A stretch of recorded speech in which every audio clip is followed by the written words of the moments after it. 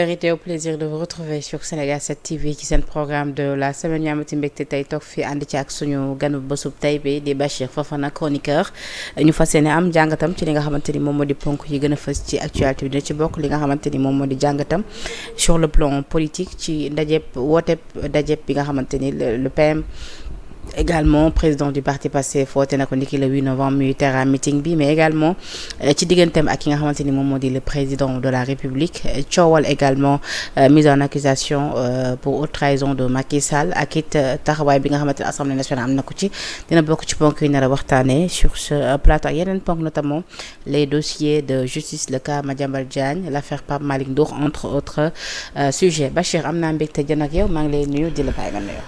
amaat naa mbégte Penda ñu jàkkaarloo di waxtaanee lépp luy actualité di la remercier bu baax encore ci invitation bi di la remercier bu baax ci loolu di nuyu bu baax borom kër gi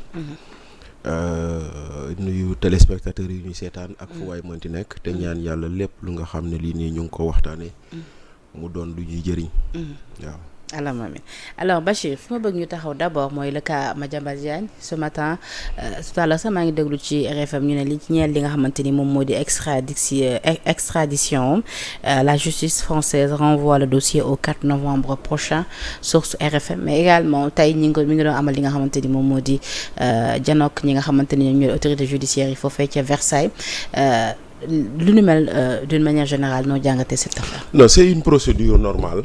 maanaam état du Sénégal moo bëgg benn doomam bu nekk bitim réew ñu delloo ko mu àtte ko léegi nag état du Sénégal bu ne moom dafa bëgg ñu àtte ko ñu delloo ko doomam mënul dem jàpp doom jooju noonu indil ko boppam donc il faut mu jaar ci autorité judiciaire française yi pour wax leen ni diwkat dañoo njort ci moom ni am na lu mu def lu ñu ko war a toppee kon nag ñu ngi leen di ñaan ngeen jébbal ñu ko donc loolu mooy la demande d'extradition parce que da ngay lancer un mandat d'arrêt international. Oui. Un mandat d'arrêt international boo ko lancé.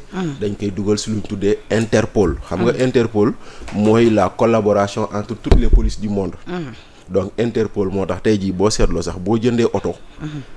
boo ñëwoon fii di ko dédouaner dañ la naan demal Interpol ñu xool ndax oto bi déclaré wuñu ko ndax dañ ko sàcc ba pare. donc effectivement Interpol dafa am nag maintenant ay notice dafa am notice rouge notice orange notice et cetera. notice rouge mooy kii fu ngeen ko gis jàpp leen ko. donc état du Sénégal dafa defoon notice rouge ci Madiambal. maintenant Madiambal Diagne moom dem na France bind na tribunal bu Versailles mooy le tribunal de Nanterre bind leen le parquet de Nanterre ou la cour d'appel de Nanterre pour xamal leen ni moom mu ngi sur le territoire français dégg na ni dañoo lancer mandat d'arrêt ci kawam et qu'il est prêt à collaborer. moo tax nga defoon poste ni jëli si wuñ ko moom moo demoon wuy ji. il s'est livré looloo taxoon ma waxoon loolu. parce que bu dee yow dañoo lancer mandat d'arrêt contre yow le 30 septembre nga bind Interpol nga leen dégg naa dañoo lancer mandat d'arrêt contre man maa ngi bërëb sàngam kon yow nee nga nit ñi fu ngeen bu ngeen may wër si leen ma fii. bu ma nee maa ngi Sénégal 7 kon wër si leen ma Sénégal 7 lay tekki. mais li nga wax après c'est-à-dire ak suite parce que da nga def poste bi quelques minutes après avocat am def li nga xamante ni moom. mais oui mais bon xam nga nag Madiambal dafa bëri avocat am na ñu ne Sénégal am na ñu ne bitim réew. mais est-ce que ñi ne Sénégal xamoon nañ lii procédure ba léegi je ne sais pas mais lu wóor ba wóor moo di ni le 30 septembre Madiambal a écrit à Interpol. Le 10 octobre Madiambal a écrit à l'avocat général de la cour d'appel de Nanterre. bind ko ne ko man Madiambal bon c'est son avocat qui a écrit quoi donc mon client Madiambal Diagne mu ngi ci territoire Sénégal français bi mu ngi bërëb sàngam moom pare na pour collaborer ak yéen dans le cadre de l'exécution de ce mandat d'arrêt. donc maintenant ñoom dem nañ ko jëli. indi nañ ko bañ ko indee c'est normal le reste c'est une procédure normale am na ñoo xam ne bu ñu la defee mandat d'arrêt dañ lay jàpp tëj la. le temps que ñuy xool mandat d'arrêt bi moom il n'a pas eu ce cas. am na ñoo xam ne dañ lay wax demal fay caution. le temps ñuy exécuter mandat d'arrêt bi ce n'est pas son cas moom lenn rek lañ ko waxoon vous êtes placé sous contrôle judiciaire tu as obligation d'aller répondre 2 fois dans la semaine devant un commissariat pour signaler ta présence. tey ba mu demee teggi nañ obligation boobu. on lui a enlevé l'obligation de se présenter devant un commissariat maintenant ses avocats ont demandé le renvoi du procès à la semaine prochaine mooy le 4 novembre pour le dépôt de leur mémoire parce que lii nii ñoom avocats yi dañuy expliquer lu tax ñu ne ñoom Madiambal kenn waru ko extrader ñoom tribunal français ou les avocats sénégalais expliquer lu tax dañ ko war a extrader après juge bi àtte donc si procédure boobu lañ toll c'est une procédure normale c'est une procédure classique qui peut exister au Sénégal comme qui peut exister en France ou ailleurs. Donc, alors li nga wax ni pour plus de précision avocat mi ñu mel ni comme Philippine Vaganey ak Vincent Bringart ci cabinet William Bourdon et associé ñoom ñoo sollicité woon bi lépp report pour gën a mun a am li nga xamante ni moo di temps pour mun a préparer li nga xamante ni moom moo di défense bi moo tax sax ñenn ñu ne kon lu ni mel tey nekk na victoire stratégique pour ki nga xamante ni moom moo di Madiambal Diagne mais l'autre question tamit que certains se posent mooy lu tax ces avocats sénégalais teewewuñu en tout cas boobule audience. Bon, je me le demande moi aussi parce que normalement kay bu dee tu défends un client que tu peux le défendre partout donc war ngeen mën a dem parce que si je prends l'exemple de Juan Branco bañ ko fiy àtte fan yi si passé gis nañ parmi ses avocats maître Abdinar Ndiaye jóge koo fii dem ba mu waree dem dégg nañu sax dafa amoon problème pour am visa et que par la suite les autorités sénégalaises l'ont aidé à pouvoir voyager tranquillement kon moom dem na fi jóge na fi dem parce que c'est ça la coopération judiciaire existe entre le Sénégal et la France ñun suñu avocats yi fii mën nañ jóge dem plaider France comme avocats yi France mën nañ ñëw plaider Sénégal maintenant bu dee Madiambal dafa am ay avocats sénégalais et j'aurais vraiment voulu les voir dans la procédure wala boog xëy na xamoon nañ tamit ni tey jii dañ doon dem pour renvoyer dossier bi c'est pas la peine ñuy dem parce que xam nga voyager pour aller en France c'est pas la porte d'à côté donc ça demande de l'argent donc bu fekkente ne dañuy dem foofu noonu toog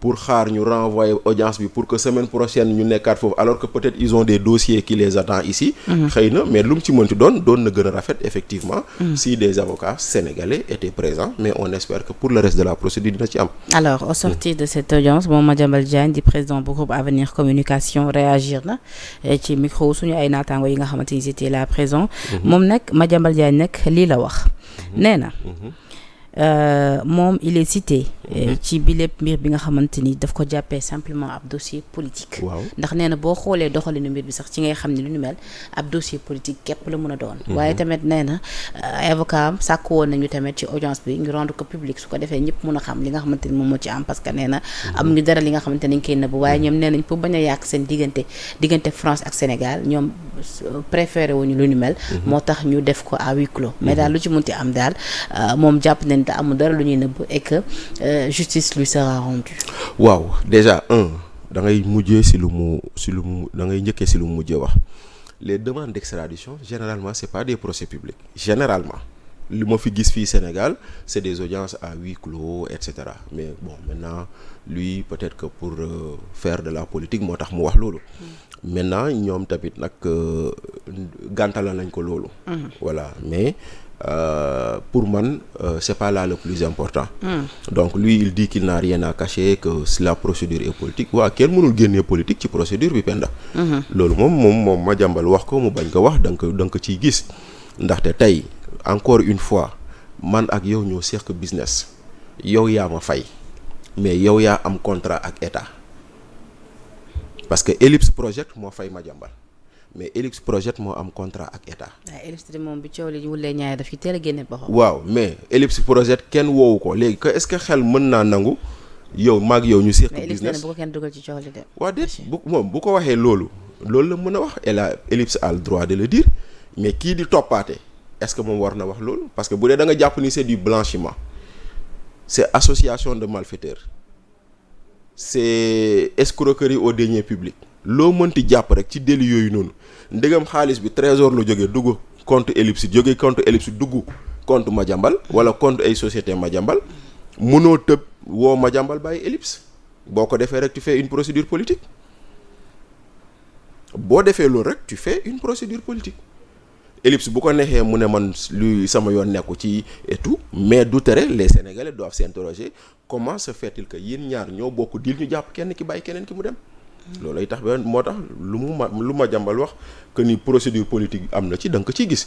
beneen bi Ellipse ñëw na Sénégal dugal na fi xaalis parce que nag bu leen fàtte ni Ellipse mayewul xaalis daf ñu lebal xaalis parce que état du Sénégal moo bëgg a réaliser ay infrastructures amul fu financement ñoom ñu signé contrat ak Ellipse ñu dem ñu ñëw réaliser lu ñuy réaliser après état di leen ko fay ndànk-ndànk si même procédé boobu la ñu amee stade Ablaye Wade ci même procédé boobu la ñu amee les autoponts que nous avons à Dakar ci même procédé boobu la ñu amee yeneen infrastructure moom la ñu tuddee offre spontanée en matière de marché public maintenant Ellipse boobu lu muy indi mayewu ko daf ñu lebal dañ koy fay n'est-ce pas mais Ellipse moo ñu indil loo xam ne tax na ñun Sénégal ñu mën a am hôpital Kaffrine ci xaalisu Ellipse la jóge hôpital Touba ci xaalisu Ellipse la jóge hôpital Kédougou xaalisu Ellipse la jóge Ellipse moo tax ñu am tribunal bii ne ci corniche Guédiawaye bi fii nii Ellipse projet moo tax ñu am hôpital Tivaouane bu ñuy waaj a inauguré le 1er décembre 2023 kon nag l'argent blanchi a servi à construire un hôpital à Tivaouane. tribunal boobu moo juróon coow ci affaire l'ancien ministre de la justice. avec Ousmane Diagne. oui voilà donc tribunal Tivaouane hôpital Tivaouane. non je veux dire avec Ousmane Diagne et ki fi ne Ousmane Madior Fall ba ñu takkal ko bracelet électronique wala du même cas. non parce que à côté du tribunal il y avait un centre pour les bracelets électroniques bu ñu fa waroon tabax centre boobu moo juróon coow. mais pas le tribunal. terrain bi quoi. terrain bu waroon servir à construire le centre parce que y avait une assiette qui restait affaire yi mais donc Ellipse boobu. defal Ismaïla Sané moom. mu ngi toog takk bracelet am di xaar donc Ellipse boobu noonu la mu ñëw di ko liggéey Sénégal. daf ko liggéey ak 49 prestataires et sous-traitants 49 maanaam 49 PME sénégalaises léegi nag pourquoi tu vas t'interroger pour te dire lii politique la. lu tax parmi les 49 kenn rek la ñu ne kaay wuyu. parce que nee nañ dañoo bëgg saytu lu tax. moom waaw yooyu marché ñu attribuer ko ko. waaw mais loolu c'est pas un marché c'est pas une attribution de marché Penda. xam nga lan la demee mbir mi c'est simple Ellipse day ñëw Sénégal Madiambal est un apporteur d'affaires il n'est pas interdit d'être apporteur d'affaires yow sax mën nga ko doon yow mën nga am des partenaires qui cherchent des entrées au Sénégal nga dimbale leen il cherche à voir le ministre de la communication que tu connais tu peux écrire au ministre pour lui dire que j'ai des partenaires yu fiy ñëw ñu mu recevoir leen il cherche à rencontrer le premier ministre nga dimbale leen ñu gis premier ministre il cherche à rencontrer le président nga dimbale leen mais loolu dafay am contrat bu koy stipuler ne léegi boo ñu dimbalee ba ñu am suñu contrat dañ lay fay mais loolu quel est le problème. sa commission xanaa ñun location kër sax courtier bi da nga koy fay commission.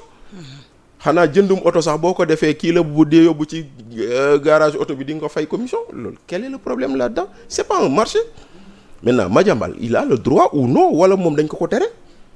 Rien ne lui interdit d'avoir un contrat de commissionnaire.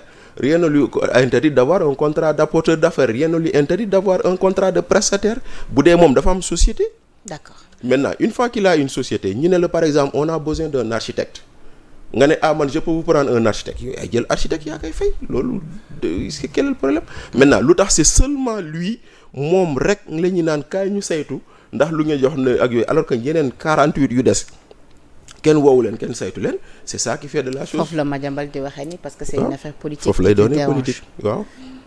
parce que justement Madiambal bu leen fàtte ni c'est un homme boo xam ne dañ ko yàgg topp bu leen fàtte ni kii too nekk tey ministre de l'intérieur xëy na fi porter ko plainte ba mu koy porter plainte lan la waxoon maa ngi koy porter plainte Ousmane Sonko yónniwu ma mais dama gis ni dafa nekk di takkal deru Ousmane Sonko.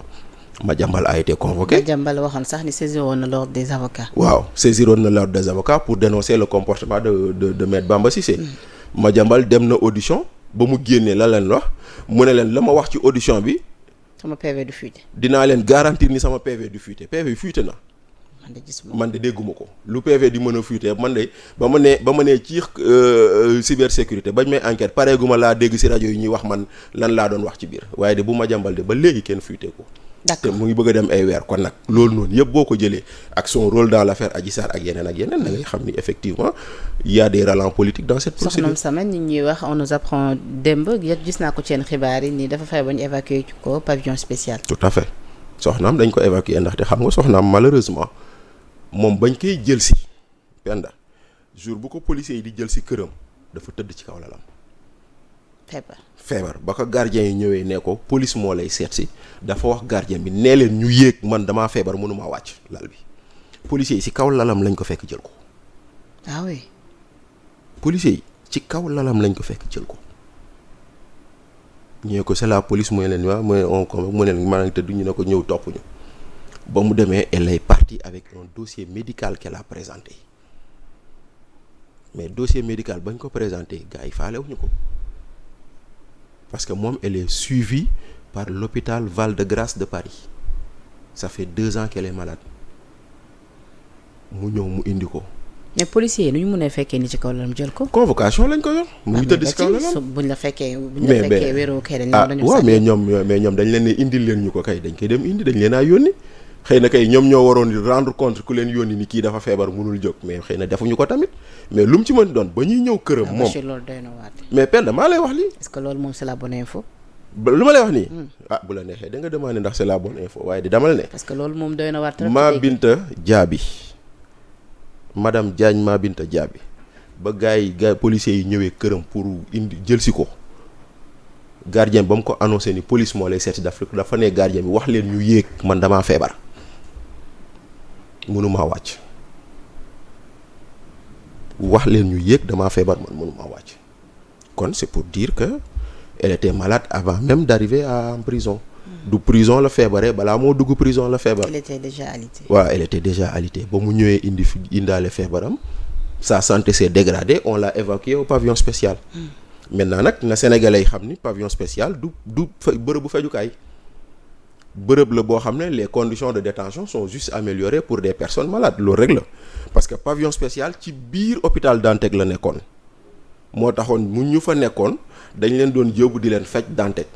mais pavillon spécial gis nañ ñi Dantec dañ ko toj di ko defaat dañoo toj. léegi dans ce cas-là ces avocats qu'est-ce qu'ils peuvent faire. Ces avocats peut-être ils sont en train d'introduire des demandes de liberté provisoire pour raison de santé mais da ngay xam ni c'est des procédures yoo xam ne doo ko déposer tey mu sotti tey. d'accord parlons parce de que liberté. voilà day am disons un certain nombre de délais boo xam ne si la ñuy examiner kii mais bon ces avocats ñu ngi toppatoo loolu. parlons de liberté provisoire démb aussi tamit jot nañ ci ay xibaar ni après ginnaaw bi ñu ko entendre plutôt ci li nga xamante ni moom moo di dossier bi ko concerné moom Badara Gadiaga nee nañ tamit ci xibaar yi nga xamante ni fës na moom teggi na en tout cas lépp lu nga xamante loolee lañ koy reproché fi mu taxawoon da taxaw ni daal lu ni mel expliqué waat anam bi mu amee ci digganteem ak Amadou Ba ni rek loolu lu ni mel réponse politique képp la woon déggoon nañ tamit ne ay avocats dañoo fas yéene woon introduire ab demande de liberté provisoire. waaw xam nga déjà c'est malheureux c'est très malheureux lu ñu jàppee Badara Gadiaga lu ñàkk fayda la lu warute woon mën a am. dans un pays normal doo fi nekk di woo nit parce que dafa wax ni tu mens comme ton leader dans un pays normal tu ne vas pas appeler quelqu'un à répondre à la police parce que nit ki dafa làkk français moom mu tekki ko ci wolof parce que wax ji Penda nii la toll de nit a ne yow ndeke déggoo français corruption de jeunesse buñ ko waxee mooy diggante prostituée ak client nit a wax loolu Badara mu ne kon yow won nga sénégalais ni ndekete sa waa ji ba muy dem foofu noonu dafa demoon seeti une prostituée yàkkataan la fa demoon def ñu ne yàkkataan saaga la mais yàkkataan mooy lan mu ne ko audition bi loolu la wax juge bi le juge bi da ko ne yow yàkkataan ak yooyu noonu mu ne ko non yàkkataan mooy corruption de jeunesse juge bi ne ko non yàkkataan mooy viol mu ne ko déedéet si wolof siif mooy viol man waxuma siif yàkkataan laa wax et si yéen yàkkataan bu may wax c'est votre décision à vous yéen a wax ni moom da doon yàkkataan xale bi loolu mooy corruption de jeunesse boole ci les juges ont fait une réquisition pour aller fouiller ses comptes pour xool ndax effectivement jot na xaalis ou pas ba ñu defee réquisition Penda. c'est juste bi foog na. avant c'est juste bi réquisition sur les comptes de Badara ba ñu defee réquisition bi benn compte moo fa excédentaire tous les autres comptes sont déficitaires. ñu dem wooy waa CGIS boobu kooku mu ne leen amuñu benn lien ak Badara kon dossier bi c'est un dossier vide qui ne méritait pas que Badara reste en prison depuis 3 mois. 100 jours pour que ñu koy soog a auditionner maintenant dañoo tàmmoon ni quand quelqu'un est mis en prison sur des dossiers en instruction les gens n'examinent la demande de liberté provisoire qu'après audition moo tax une fois l'audition faite c'est normal que les avocats demandent une liberté provisoire. Maintenant j'espère même pas pour man lii warul sax le juge doit pouvoir classer cette affaire sans suite jox ko non lieu mu dem tëddi këram ndaxte lii amul lu ñu si war a mën a àtte. d'accord ci dossier de justice la ñuy des ba tey le cas Pape Malick Ndour ban jàngat nga ci am Pape Malick nag boobu ba tey Bachir Pape Malick. waaw gars yi nee nañ Pape Malick est-ce que amul link ak kan. Pape Malick mi ngi dem Pape Malick day. ñu ngi koy woo mi dem di ñëw rek. li ma la mën a wax daal. donc nag tey bu ñu sukkandikoo ci information jógee ci Libération. nee nañu enquêteurs yi ci coow li nga xamante ni mooy propos yu mu yëkkati woon ci loolu kese lañ ko dégluwaat. à rappeler que ni nag moom depuis vendredi dernier moom Pape Malick Ndour jotoon nañ ko entendre gendarme yi jotoon nañ ko déglu puis placé en position de garde à vue pour des chefs d'accusation graves notamment atteinte à la sûreté de l'État, discours de nature à troubler l'ordre public. Après nag ci guddi gi ci la ñu wax ni finalement libéré nañ ko ñu woowaat ko mu war a jën ak procureur. waaw Pape Malick day boo bëggee dégg dëgg Penda problème yi am diggante procureur ministre de l'intérieur ministre de la justice moo tax Pape Malick nekk ci biti. am problème. oui. ay man Bachir ay xibaaram. seetlu leen fan yi yëpp ñii ngeen di dégg ñëpp ñu leen di convoqué fan nga leen dégg ñu leen di woo section de recherche brigade de recherche sûreté urbaine te avant coowal Ngoné Saliou fan lañ daan woote cybercriminalité. mais loolu ça ne veut rien dire. allez savoir pourquoi. mun na nekk gëstu leen lan moo xew ci audition Ngoné Saliou ba tax tey jii nii le procureur di tëb sûreté division sécurité cybersécurité di dem à la sûreté urbaine di dem à la brigade de recherche di dem à la section de recherche. non mais Bachir nag loolu moom. loolu non je te dis gëstu leen loolu ça ne veut rien dire. je te dis que dafa am parce que ay dossier nit yàgg na am dossier. waaw ñii yore dossier bi ñu confier yenn dossier ñeneen. je suis d'accord loolu parce que ñoom ñëpp. je suis d'accord mais depuis depuis seen liggéey la ñuy def. je suis d'accord mais depuis que le pouvoir là est arrivé toutes les infractions liées au délit d'opinion division cybersécurité moo ko doon toppatoo. mais fan yi bu ñu bëri ay dossiers nag. ban bëri dossier division cybersécurité moo doon toppatoo toutes les infractions liées au délit d'opinion. temps ñi ngi concentré wu ci internet bi rek ci TikTok bi. tey jii mais loolu oui mais loolu mooy seen liggéey maintenant man Bachir Fofana Abdou Nguer Abou Diallo Ardo Gningue Bah Diakhaté Cheikh Thiam. moom daa daw. xaaral Cheikh Thiam Adama Fall Moustapha Diakhaté ci ñu ma xam ñii ñëpp toppee leen ay délit d'opinion cybersécurité moo leen déglu lu tax Soya Diagne et sûreté urbaine moo ko déglu xam nga man dama lay wax ay faits et loolu c'est après l'audition de Ngoné Saliou Diop. est-ce que du sa xel la sonal. du sama xel ma sonal de ay faits laa lay wax dama leen ne dem leen a gëstu lan moo xewoon ci audition Ngoné Saliou Diop. yow mi ko gëstu lan moo xewoon. non bàyyil ma yem foofu ba ma xaar ko weddi dem leen a gëstu lan moo xewoon ci audition Ngoné Saliou Diop ba moo waral Soya Diagne bañ koy woo sûreté urbaine moo ko déglu dem leen a gëstu lan moo xewoon ci Ngoné Saliou Diop ba ñuy woo Pape Malick Ndour ñu yóbbu ko section de recherche loolu moo génnee Pape Malick Ndour foofu laa mën a yem nag kon nag ñi yaakaar ni ay dañoo woote ci kaw pour yooyu woote amu fa Pape Malick n'avait jamais été placé en garde à vue dañ doon werante ndax dañ koy placer en garde à vue ou non ci werante boobu noonu ñu bàyyi ko mu ñibbi mais kenn notifié boo seetloo déglul keroog boobu àjjuma ba ñu génne ces avocats ba ñu génne auditionné nañ ko dégg nga avocat Pape Malick bu wax ni notre client est placé en garde à vue kenn waxu ko mais dañoo jóg information bi jóg ñu ne woy nii donc il n'avait jamais été placé en garde à vue et on n'avait pas du tout aussi abandonné les charges ñu naan parce que déggoon nga ñu ne vendredi il a été libéré avec abandon de toutes les charges loolu kenn mosu fa woon am. man déggoon naa fi sax dafa mel ni Ahmed Aïdara mu ne woon après dina def sortie def révélation ci ñi bàyyilu Pape Malick Ndour. ma ne Pape Malick Ndour lu ko bàyyiloo c'est le triangle Yacine Fall Bamba Cissé procureur Ibrahima Ndour triangle boobu moo bàyyilu ba Pape Malick Ndour et allez savoir pourquoi foofu nag laa mën a yem.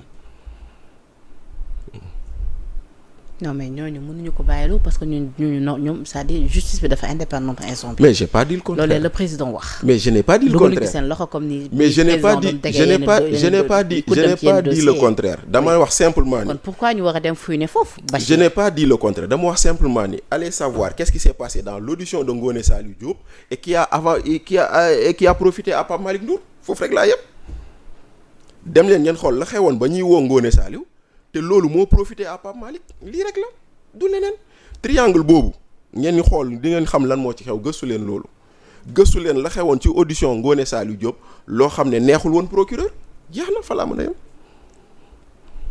man jàpp naa ne il s'est rien passé. d'accord kon loolu am nga ci droit amul problème passons à un autre sujet. d'accord alors mais Bachir beneen sujet bi nga xamante ni bëgg naa ci am sa gis-gis mu ñeel li nga xamante ni mooy coowal le président du parti du PASTEF di Ousmane Sonko. actuel premier ministre également du Sénégal ak ki nga xamante ni moom moo di le président Bassirou Diomaye Diakhar Faye fan yëpp yaa ngi dégg ñu naan est-ce que ñoom ñaar seen diggante neexati na comme ni mu neexee woon pourquoi le PM di woote terra meeting ñenn ñi ne loolu ça n'a rien à voir si seen diggante lu ñu mel dañuy politique il faudrait pas non plus l'oublier et que le PM de temps en temps war a mun a amal yooyu la daje gis nga tamit ñenn ñi def ci ay révélation ku mel ni Ahmed Aïdara bi ma cité léegi nii sax le PM jotoon na recevoir avant muy def annonce bi ay député et que sax ay fi tristoon na ba yéen député yi sax dañ doon jooy lu ñu mel nag démb sama natango bi nekk ci Seneweb di Mohamed Diallo bi mu invité l'honorable député Maître Tall na nee na moom naam boobu leen daje teewewu ko woon waaye am na beneen daje par la suite bu amoon mu jot ci teewe ak ñi nga xam ñenn si ñoom ñi nga xam teewe woon nañu boobu leen daje te moom lu ñu mel bokkul en tout cas ci info yi nga xamante ni jot na ko yow lu ñu mel dans l'ensemble ban jàng nga ci am. Man de comme Ahmed Aïdara daa wax Maître Tall weddi te ñoom ñoo bokk seen benn mbuusu APR xaw ma Pastef xaw ma lu ma ciy wax tout ce que je sais. Ahmed Aïdara député lañ doon jooyee. waaw mais moom yëgul ni député lañ doon jooyee dëgg la xam nga man fii laa leen ne ma jàmbal see livré avocat yi wax ñu ne ma yow lu nga wax ak lu ma jàmbal lu avocat yi wax du benn. donc chacun est libre de commenter. maintenant Ahmed Aïdara il a ses raisons de dire que lu mu wax am na te ba mu ko waxee gis ma ko weddi mettal ndegam moom nee na naam teeweewul woon ndaje boobu noonu kon est-ce que mën na wax ci ndaje bu mu teeweewul donc loolu moo nekk beneen donc yow nga ne teeweewoo ndaje bi ba pare nga naan kenn jooyu fa walla ngay weddi loolu kon nag c'est un peu contradictoire loolu benn la beneen bi président ak premier ministre dañoo am ay jafe-jafe man de maa ngi koy dégg mais aw ma ci firnde. loolu kenn amu ci firnde. voilà moo tax nag man comme nag ci dégg laa yem nag dégg naa ñuy wax lu bëri. moo tax te loolu nag lu ñu yàgg wax la. waaw te ñu koy yàgg wax lu ñu yàgg wax. voilà parce que je me rappelle très bien le remaniement ba muy am defe naa après remaniement bi fii lañ def émission man ak yow ba ñu naan photo bi xaw ma naan la dañuy cinéma parce que loolu c'est de la mise en scène dans la communication politique xam nga loolu la ñuy waxante woon fii donc pourtant photo boobu ba mu génnee dañoo ne woon yéen ñi ne woon Diomaye ak Sonko dañoo am problème xool leen nu ñu toogee xool leen seen complicité donc c'est pour dire que on en parle depuis tellement longtemps sans pour autant qu'il y ait quelque chose de concret bu war a mën a tax nga teg ko ci table bi nga ne effectivement ñoom am nañ problème mais am na ay actes yoo xam ne gis nañ ko fi yoo xam ne ça peut être interprété benn ci actes yi Penda ça fait 1 an Samba xëyul ba tey. waaye Samba Ndiaye. ça fait 1 an Samba xëyul. Badara Gadiaga ne woon na Samba kañ lay xëy. waaw mais Samba lu ko teree xëy parce que Diomaye moo jël décret bi Sonko war ko contresigné te Sonko contresigné wu ko. mais tuuti Samba xëyagul de. le 26 octobre 2024 la ñu faloon Samba tey nous sommes le 28 octobre ça fait 1 an Samba xëyul. Samba tamit. kon loolu benn Samba kaam dëgg na boobu benn kaa ngi noonu. Samba animu sax moom. mu ngi ci réew mi di xanaa. wala boog mu ngi ci ay business. mais Samba du génn sax kaas tamit ni mais Samba xëyul nit ñi fàttaliku ko. Samba xëyul te lu ci gën a doy waar moo di ni ka Samba waroon wuutu mu ngi fayeeku ba tey xam nga bu leen fàtte ni Samba xëyul mais ka mu waroon wuutu mu ngi fayeeku ba tey jàppal boobu benn kaa ngi noonu nga jël beneen kaa. Bachir lii mënul nekk. dem leen ngeen xool kan mooy le PCA de SNHLM Moustapha Fall Thié. moom la Samba waroon wuutu te Moustapha Fall Thié mu ngi fayeeku ba tey. kon Moustapha moo nekk ba tey ci boobu la poste. moo fa ne ba tey Samba xëyul. naa gëstu loolu. la tere xëy Samba mooy décret xam nga décret dañ koy signer contresigner ko décret bu ko président moo koy signer premier ministre moo ko war a contresigner premier ministre contresigner wu ko ba tey. lu tax premier ministre contresigner wu ko parce que ba ñu falee Samba dafa am ñu xëy génn yuuxu ne du dëgg du yoon ba mu xëy moom mu jaral ko mu def live toog mu ne ñii di kaas wax nañ dëgg on va rectifier ñu teg ci ay jamono président Diomaye ñu interviewé ko ñu ne ko Sonko nee na day réfléchir mu ne dem leen ngeen laaj ko lan lay wax man ces propos ne m'engagent pas xam nga loolu xew na fi. ñu toogaat nga gis sunu waa ji toog seen réunion parti mu ne bu dëkk bi dafa am problème autorité bu ñu mënul nañ ma bàyyi man ma gouverner kan moo mënul ku dul ku ñu fal ku dul Diomaye nga toogaat dégg ñu ko jege rawatina ay Guy Marius Sagna di ñu naan président légitime président illégitime ñu toog sunu président toog président Guinée-Bissau toog ñu ne leen yéen vous manquez de courage politique xam nga yooyu yëpp xew na fi yooyu yëpp boo ko jëlee benn tu peux dire qu'il y a quelque chose mais li xew la am lan la exactement lu si mënti doon remaniement bi ça a été difficile parce que ñëpp for nañ ñëpp am nañ ay xibaar naan ñii Diomaye bëggul woon ñu dem ñii Sonko daa bëggoon ñu dem am na ñoo xam ne Sonko bëggoon nañu jógee gouvernement bi ils sont restés am na ñoo xam ne Diomaye bëggoon nañu jógee gouvernement bi ils sont restés ndaxte tout le monde sait que Sonko voulait le départ de Cheikh Diba. Ah oui. Ah oui. Tout le monde sait que Sonko voulait le départ de Cheikh Diba. Et Cheikh Diba est resté. am na sax ñu naan Sonko voulait le départ de Abdourahmane Diouf am na ñu dégg nañ loolu tamit. Abdourahmane de démb ba tey moom it lekk na. moo yenu gaana gi démb tey waaye nag moom xam nga ni moom. man dama foogoon Abdourahmane day anniversaire sax parce que man ça dit je vois sa tête partout. voilà mais xam nga ni moom mooy loolu moo yenu gaana gi démb ak tey waaye moom yëgalul ko yaramam sax ndaxte bu ngeen ko defoon une semaine d'insulte faalewu leen loolu moom xam naa loolu si Abdourahmane. mais sortem bi noo ko jàppee moom. bon Abdourahmane il a choisi son camp. mooy lu ñu doon wax noonu sànq rek. wax na ci wax justice bi de jàpp nañ ñu war nañ def c'est-à-dire mais tamit dañoo war a am temps wu concentré wu liggéey. c'est-à-dire Abdourahmane en résumé. Abdourahmane lu mu wax man wax naa ko keneen wax na ko yow invité nga fi Yoro Dia mu naan la waa Pastef seen problème mooy ils ne savent pas faire ce qu'on appelle ils ne savent pas faire concomitamment c'est le mot qu'il avait utilisé en disant que bu ngeen di def réduction des comptes bàyyee leen ko magistrat yi mais liggéey leen dëkk bi mais Abdourahmane loolu la waxaat que réduction des comptes am na solo mais bu mu ñu teree liggéey dëkk bi. ah waaye ñëpp tontu nañ ko de gis naa l'honorable député Bakary Diédhiou tontu na ko les DG également l'actuel maire de Dakar tontu na ko Abass Fall sax tontu bi dafa tontu bu saf la ko tontu moom. waaw mais ñëppay tontu parce que ñoom ñëpp dañoo parce que en réalité aujourd'hui dans le camp présidentiel c'est clair net et précis qu'il y a deux camps il y a les camps de ceux qui se réclament de Sonko et ceux qui se réclament de Diomaye tey jii nii Abdourahmane bu toogoon def sortie publication tagg Ousmane Sonko wax ci moom. Abass Fall nee na calmez-vous profitard.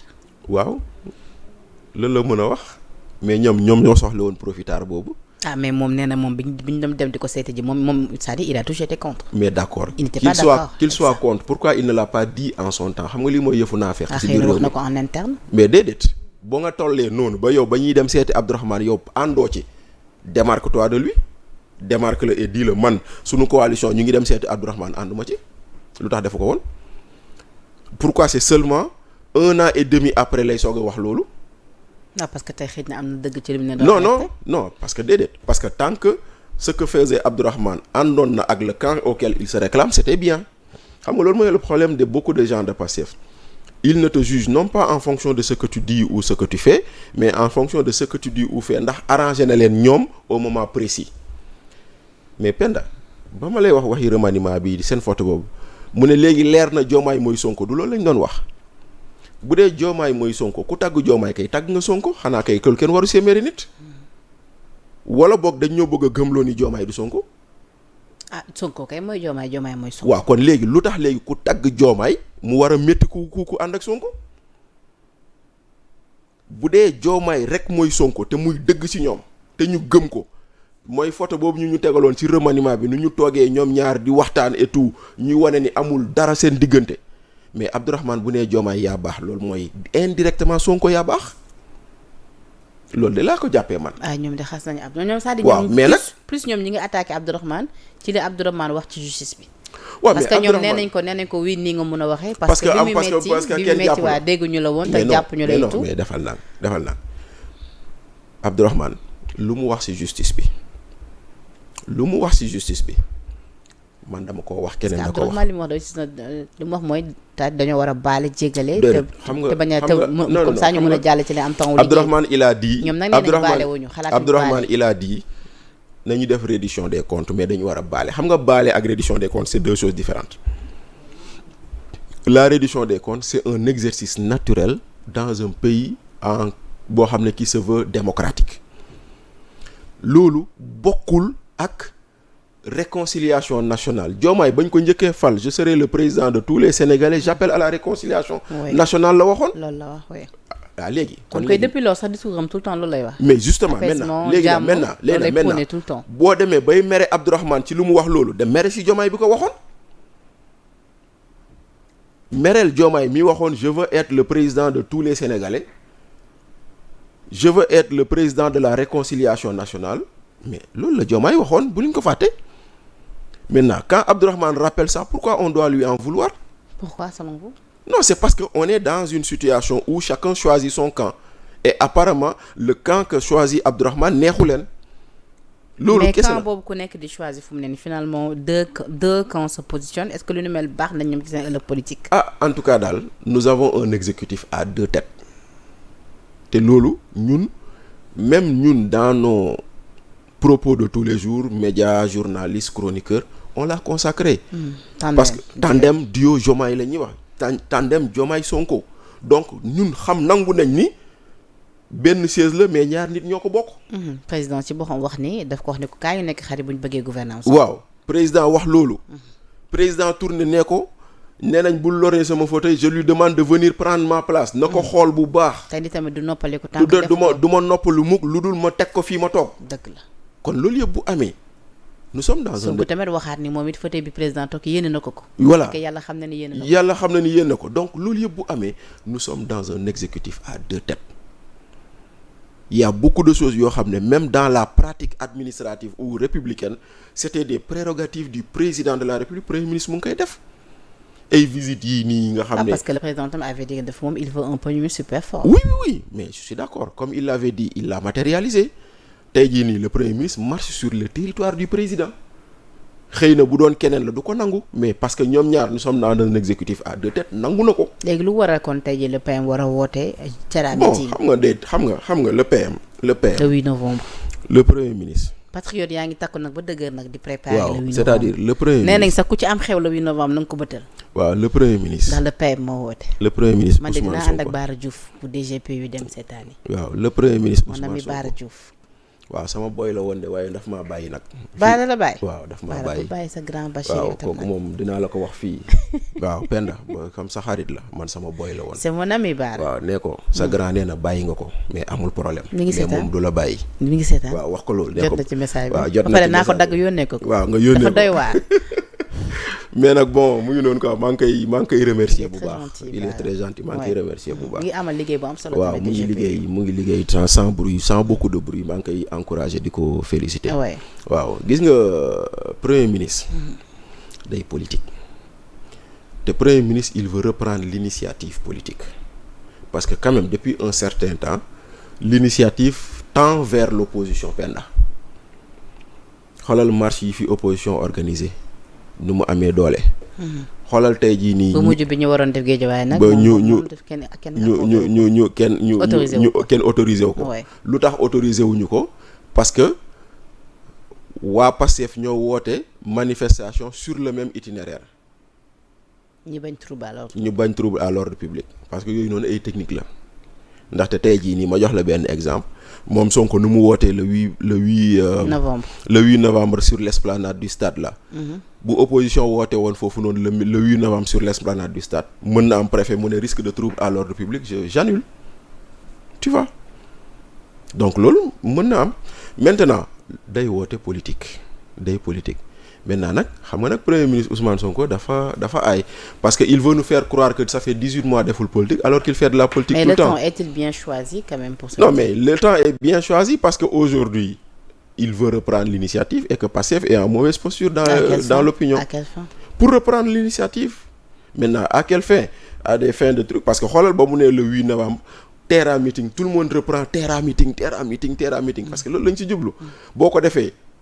On oublie l'essentiel on oublie l'histoire de la dette cachée dans laquelle ba fi Olivier Sur ñëwee lu ñu leen dañ leen a dugaloon ci piège boo xam ne mënuñ si woon génn ils oublient leneen ak leneen boo seetloo donc tey jii nii maintenant premier ministre woote na fi. Olivier de mu ngi laaj ci rapport yi moom ba tey. waaw te ni finalement ay rapport caché la premier ministre woote na fi daje Grand Théâtre bu ko fàtte.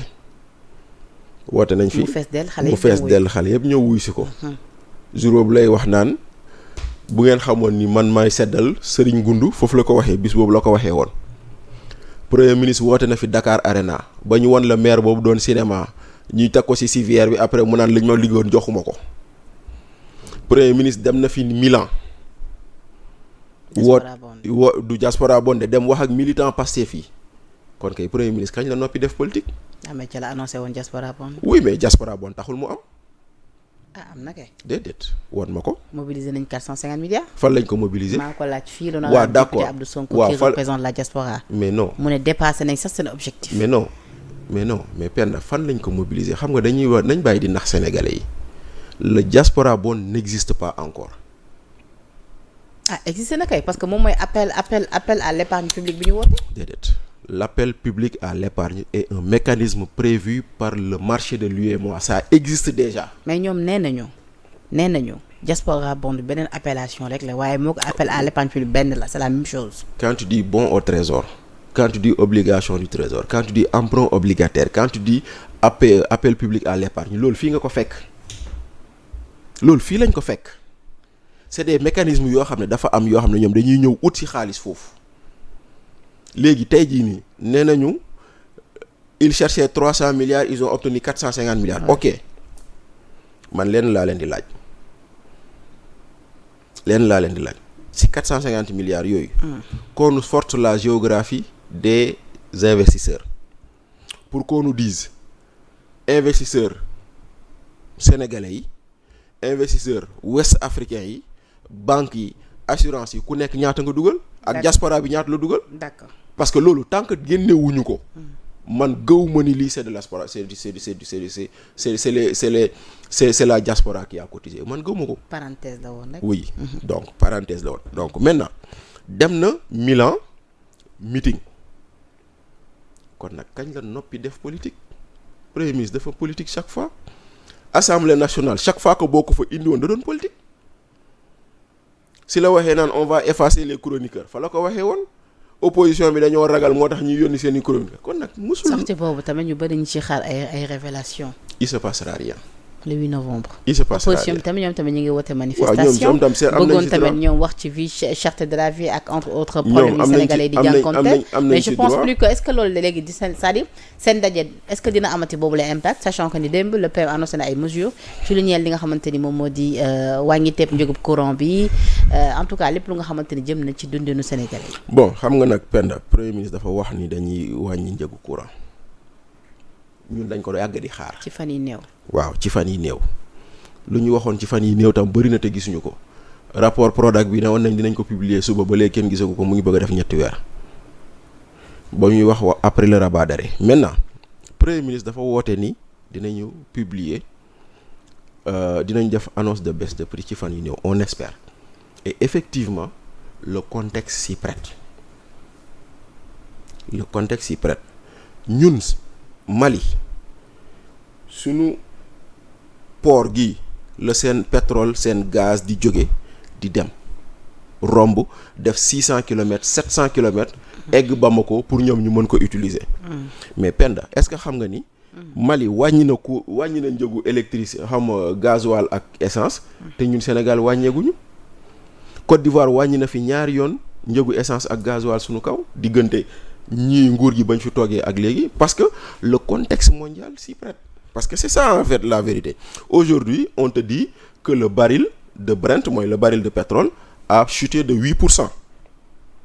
voilà le baril tourne autour de $65 actuellement le baril de pétrole.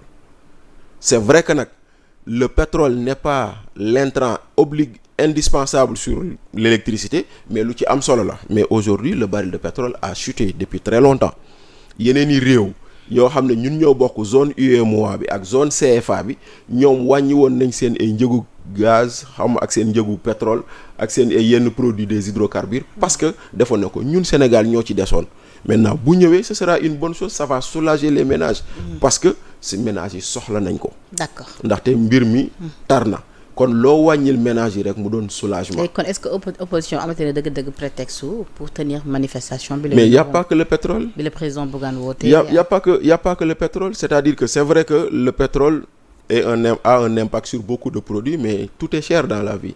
Ils auront toujours un prétexte pour manifester, mais xëy na am na lu leen annonce bi wàññil parce que le fait qu'on dise que dañuy wàññi on va annoncer le prix. Yoro Dia moom dafa jàpp ni ñaari manifestation yëpp lim ñu war a mën a coûter mënoon nañ ko éjecté waat ci askan bi.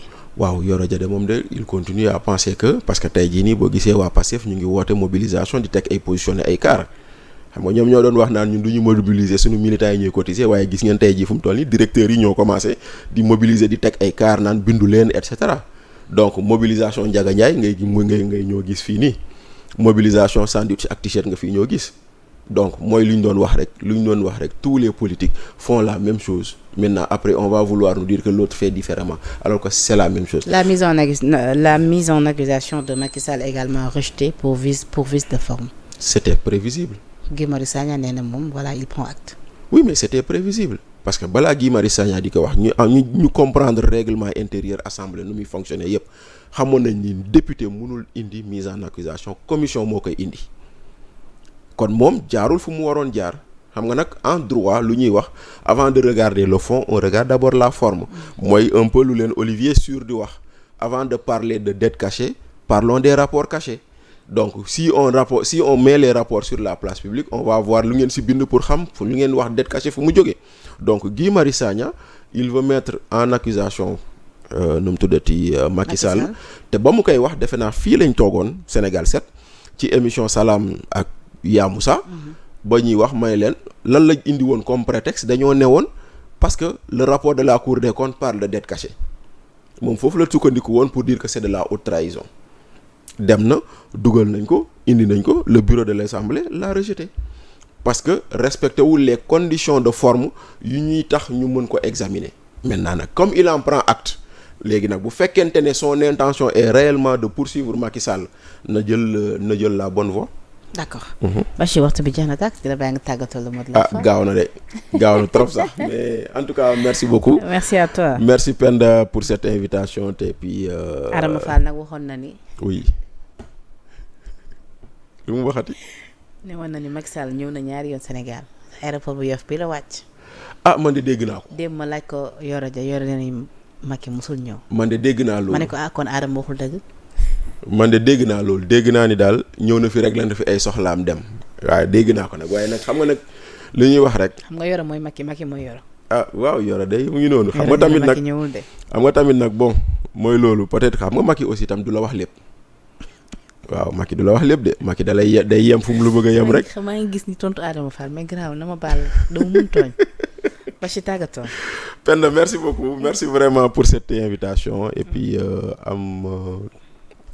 yaakaar ni waxtaane nañ fi loo xam ne sénégalais yi dinañ si jàng pardon te bi di ñaanal jàmm waa kër gi ni ma ko defee woon di tëj par nuyu waa Vélingara fa ma dëkk ndaxte kooku moom dama la ci woo yow woo ci madame Ndiaye woo ci waa kër gi yëpp ndaxte le 8 boobu noonu ñuy woote à Vélingara dafa am soirée de gala de l'ODCAV pour la clôture du mouvement navétane man nag la ñu tànn ci parrain yi. Macha Allah waaw kon nag loolu moom suñu xew la. voilà léegi nag damaa bëgg nag ngeen def ko seen xew. suñu xew la. neel madame Ndiaye ak monsieur Ndiaye man ma ne. nañ ko def seen xew. jégg nañ ko. ne ñu ñëw géew. ma dem am lu ma yóbbul waa Vélingara. dañuy ñëw boobaa ñu ne Bachir Fofana ñëw na ak délégation. dañuy ñëw géew woo na ak sama doomu ndey Baara Diouf. voilà moom tam mu ñëw géew. exactement ak Yoro Dia ñu ñëw géew ak ñëpp ñu ñëw. ak ñëpp ñu ñëw géew ñu dem ñu yóbbu ko dee. monsieur Diop sax day ñëw géew. bu soobee yàlla moom il faut mu wax ak moom pour mu autoriser la nga ñëw ñu dem. jërëjëf en tout cas Bachir kontaan naa loolu jano ak yow c'est toujours un plaisir de partager ce plateau ak yow. naw nañ lool sa xam-xam ak say analyse di la ñaanal jàmm saa su ne.